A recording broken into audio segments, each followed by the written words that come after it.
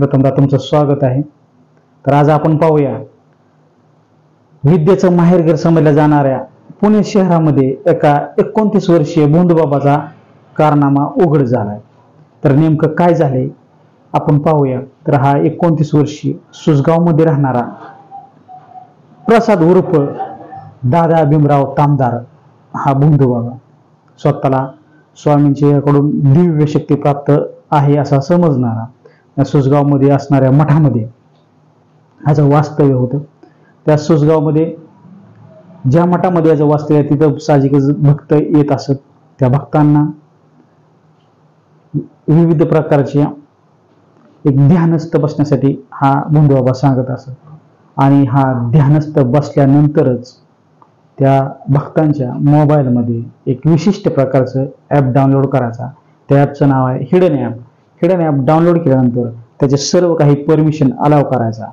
Permission allow केल्यानंतर camera access असेल, gallery असेल, कॉन्टॅक्ट असेल, लाईव्ह लोकेशन असेल, सर्व काही ॲक्सेस करायचा। ॲक्सेस केल्यामुळं सर्व काही मोबाईलचे लोकेशन, गॅलरी सर्व काही या भोंदूबाबाच्या मोबाईलमध्ये त्याला तिथं बसून दिसायचं।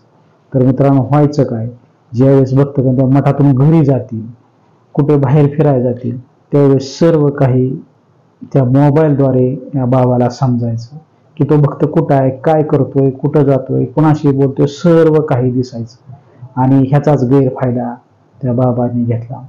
एवढ्याच थांबला नाही तो बाबा, तर भक्तांना मोबाईल कुठल्या दिशेला ठेवायचा, कसं राहायचं, कसं झोपायचं, कसं खायचं, कसं प्यायचं, ह्या सुद्धा गोष्टी तो बाबा सांगू लागला।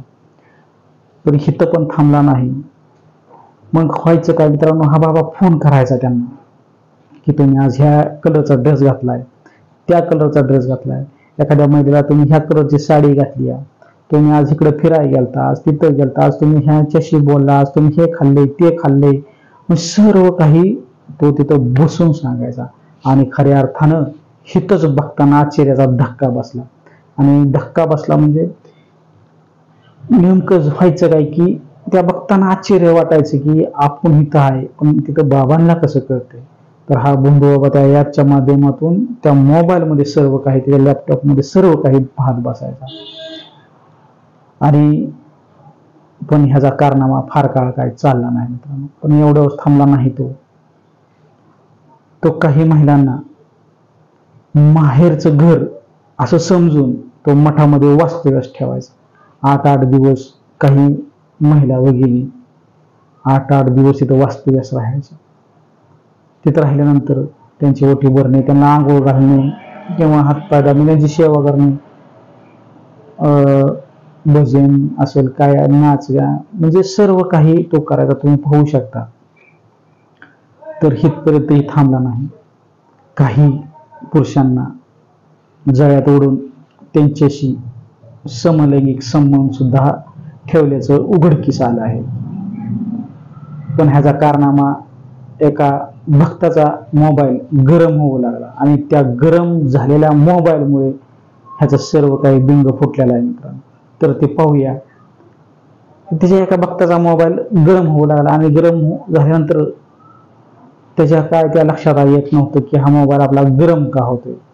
तर त्यांनी IT क्षेत्रामध्ये त्याचा मित्र जॉबला असणाऱ्या त्या मित्राला तो मोबाईल दाखवला आणि त्याला सांगितले की माझा मोबाईल गरम होतोय। त्यानंतर त्या IT क्षेत्रामध्ये जॉबला असणाऱ्या त्या मित्राने त्याचा मोबाईल पाहिला आणि ते असं लक्षात आले की ह्या मोबाईलमध्ये एक विशिष्ट प्रकारचं ॲप डाउनलोड आहे आणि ह्या ॲपचं सर्व काही परमिशन अलाव आहे आणि हा कंटिन्यू ॲप चालू राहते, त्याच्यामुळे त्याचा मोबाईल गरम होतोय।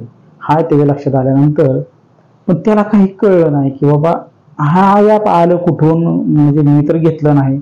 मग त्या लक्षात आलं की हा आपला मोबाईल त्या भोंदूबाबांनी घेतला, बाबांनी घेतला होता असं त्याच्या लक्षात आलं। त्या लक्षात आल्यानंतर ह्याच्यासारखे जाणारे काही भक्तजण, ह्याचे मित्र किंवा पाहुणे रावळे अशाकडे ह्याने चौकशी केली किंवा ते मठामध्ये येणाऱ्या अजून काही लोकांकडे त्यांनी चौकशी केली, त्यांचे मोबाईल तपासले। तर त्या तपासणाऱ्या मोबाईलमध्ये असं लक्षात आलं की त्यांच्याही मोबाईलमध्ये हे हिडन नावाचं ॲप इन्स्टॉल केलेलं आहे। आणि मग ह्या काही भक्तांनी त्या बाबाकडे धाव घेतली। बाबाकडे गेले असतात त्यांना त्या बाबाने प्रथमतः ओढाओढीची उत्तर दिली आणि कुठेही काही न बोलण्याची धमकी दिली. पण इथं काही भक्तजण, एका भक्ताने बावधन पोलीस स्टेशनला त्या विरुद्ध गुन्हा दाखल केला आणि हा गुन्हा दाखल झाल्यानंतर बावधन पोलीस ठाण्याचे काही पोलीस कर्मचारी असतील त्यांनी चौकशी सुरू केली आणि आता त्या भोंदू बाबाला अटक करण्यात आली.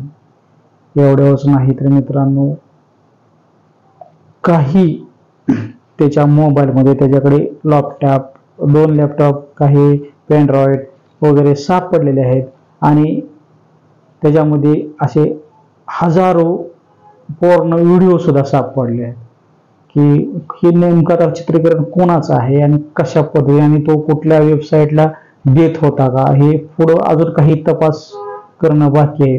पण मला एवढंच सांगायचं मित्रांनो, तुम्ही श्रद्धा ठेवा, अंधश्रद्धा ठेवू नका आणि अशा संधी साधूला बळी पडू नका. धन्यवाद.